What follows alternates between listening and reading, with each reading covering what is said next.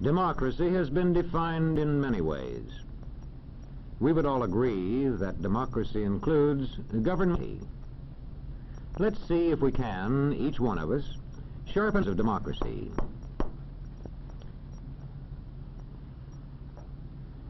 We know that democratic words and forms have been written into laws.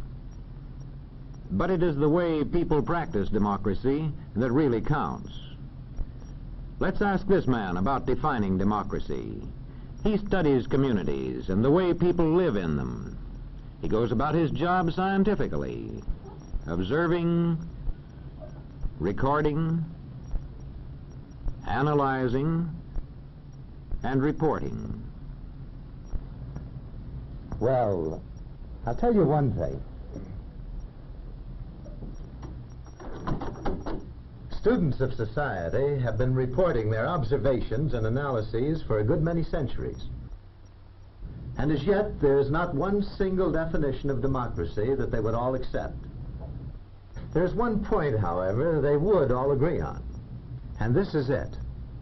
In thinking seriously of democracy, one must define his words carefully and use them consistently. When you have your own definitions clear, you know exactly what to look for in a community. Many students agree that two important signs of democracy are shared respect and shared power. Let's take shared respect first. Sharing respect means that each shares the respect of all. Not because of his wealth, or his religion, or his color,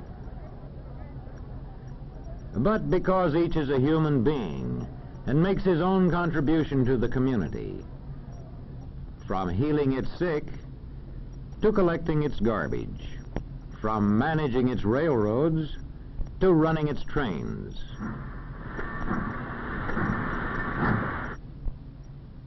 One sign of shared respect in a community is that everybody is given a fair chance to develop useful skills and the chance to put these skills to effective use.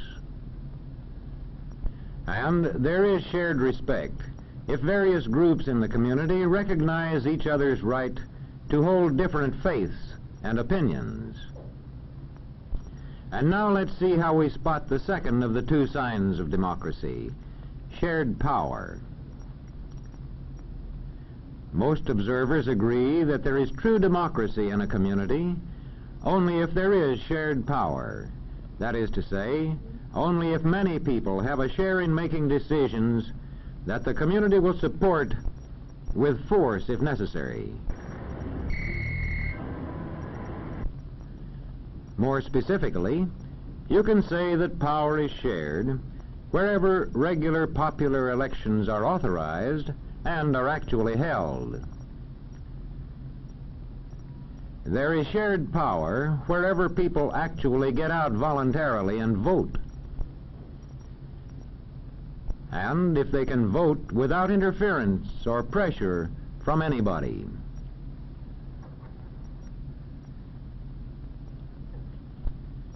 There is shared power if office holders are drawn from representative groups in society. If they include men from the farms, men from the law courts, men from the stores,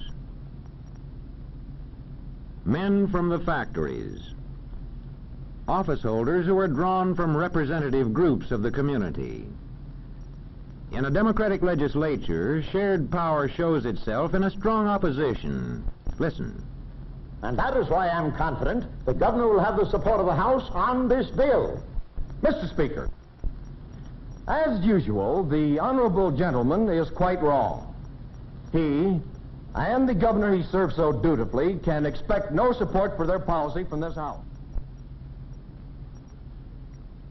A strong opposition is made possible by an effective political party system. The two most important signs of democracy, then, are shared respect and shared power. They, in turn, depend on many conditions. Let's consider two of these conditions: economic balance and enlightenment. Economic balance means that the community contains a large middle-income group. A relationship between economic balance and democracy has been noted and reported for centuries by students of society. Aristotle said that a government made up of middle-income people has the best chance to be democratic. That was 2,000 years ago in Greece. And well over a century ago in America, James Madison warned that extremes of riches and poverty set group against group. In past centuries, economic balance was improved when large feudal estates were gradually reorganized into independent farms as one part of the development of democracy. This creation of better economic balance aided the further growth of democracy. The social observers of our time have also noted that the development of democracy usually goes hand in hand with the growth of large middle-income groups.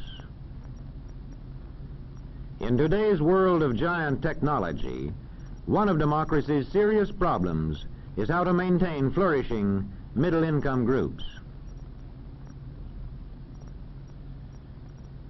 Another important condition for democracy is enlightenment. Making information available to citizens and giving them the skill with which to judge it. As public education increases, democracy grows. In checking a community for democracy, we must find out whether it provides schools adjusted to the needs of its young people. Just being able to get books and newspapers is no guarantee of democracy.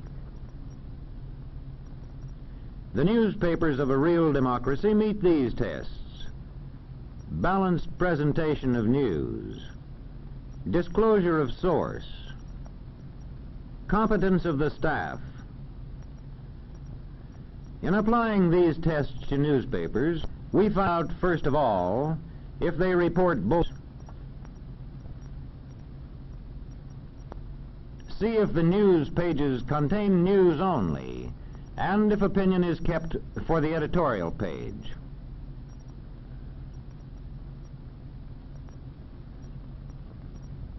Next, we see if the paper says plainly who publishes and edits it. We know which side they're on. Newspapers in a real democracy meet a third test: competence of staff. This test requires newspaper men to value accuracy and impartiality and to interpret the news skillfully for the public. The competence test also requires newspaper men to use the services of experts. I want 500 words on freedom of the press for our anniversary edition. How about it? But, Professor, you know more about the history of freedom of the press than probably any other man in the country. Yes, that's right. I mean the responsibility of a free press and other forms of communication like the radio and the movies to enlighten the people into democracy.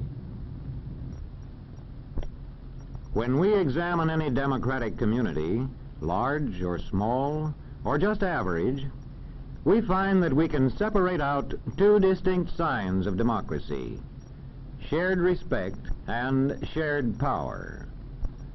They, in turn, depend on at least two conditions in the community: economic balance and enlightenment. There is no standing still. The more economic balance and enlightenment, the more shared respect and shared power. Democracy is something that's never finished. It wanes with neglect, and it grows with care. If a community works to balance its economy, and if it works to enlighten its citizens, such a community can achieve shared respect, and it can achieve shared power. By working hard at it, the citizens of any community can achieve democracy.